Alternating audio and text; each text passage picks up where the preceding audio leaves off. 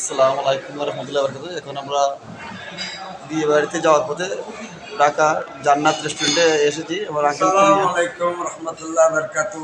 আমি আসলে আমার জন্মস্থান বাগাউড়া। আমি তো ঢাকা থেকেই অনেকদিন, চিটাং থেকেই অনেকদিন বড় হয়েছি।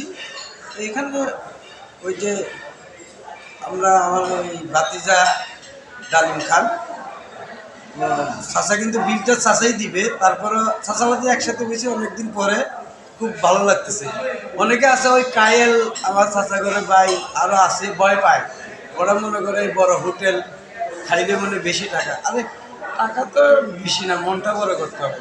তো দেখান, সবাইকে দেখান। অসংখ্য ধন্যবাদ। এই যে দেখতে পাচ্ছেন আমরা ভিতরে অনেক জনগণ আছে। আমরা 4টা গাড়ি নিয়ে আসছি, সবাই আছে এখানে। সবাই দেখতে পাচ্ছেন। সবাই ভালো থাকবেন, সুস্থ থাকবেন, সবাই ভালো পাশে থাকবেন। আসসালামু আলাইকুম।